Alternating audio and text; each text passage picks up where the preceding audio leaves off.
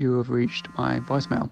We've all considered 2020 to be a pretty terrible year, but I just thought it'd be cool to look back on it in a more positive light. So if you have any highlights, just leave them after the tone.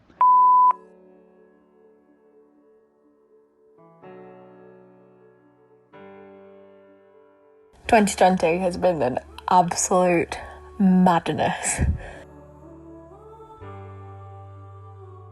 At the start of lockdown, if you would have told me we would have seen as many people connect that we have online and as many people find new friends, build new relationships that we have seen, I probably wouldn't have believed it, to be perfectly honest.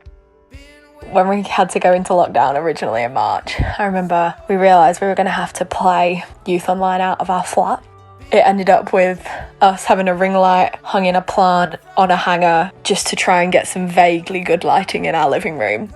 That went on for 8 weeks, and then eventually we made it back into the building. Going back to church, and I could do more stuff in youth and that. It just really made me more happier to get more into church, expand my faith, develop skills that could later on in life make me a better person. After us being on our own for weeks in our house, trying to prep Youth Online, and suddenly we're in a building with all of the team. It was great being able to be with other people. I just feel that over this time there's been young people that have chosen to not let this scenario weaken their relationship with God, but actually they've chosen to let it deepen their relationship with God. And I think the long-lasting effects of people that are choosing to do that are going to be lifelong. My highlight of the year would be when Joel put fake tan on his face. Somehow he knew exactly how to put it on, where to apply it. I'm like, he must have done that. He must have put fake tan. I think 2020 has shown me how resilient our young people are. Resilient to change.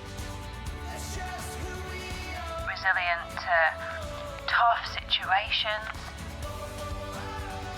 Resilient to not being able to see their friends face to face. We're going to have more young people that have invested more time into reading the Bible, invested more time into prayer, invested more time into getting to know other young people and leaders and putting themselves out there. I've loved watching young people who have taken the opportunity of coronavirus to becoming kind of almost key core members of our youth ministry, that Audacious Youth moving forward is going to be stronger and better for that.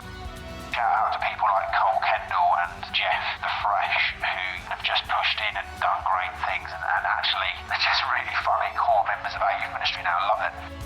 Love it.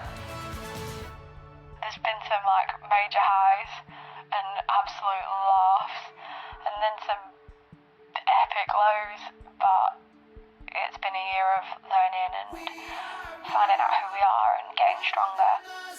We've connected in a new way, and I have absolutely loved seeing young people connecting most of all with Jesus in a deeper way throughout this year. I think for me, that's the thing I'm remembering of 2020 is seeing young people strive to know God more than they did before. What I've seen is actually, youth in this season become what it was always meant to be, a safe space for young people to engage and be themselves and ultimately build relationships and friends that are lifting them up, encouraging them and obviously pointing them towards Jesus. I'm so proud of Audacious Youth and how far we've come. God is still on the throne. God is still the name above all other names, and youth ministry is and will be stronger because of how people have responded in this time. And I'm excited for next year. It's gonna be pretty awesome, and hey, maybe we'll be able to hug each other and say hi.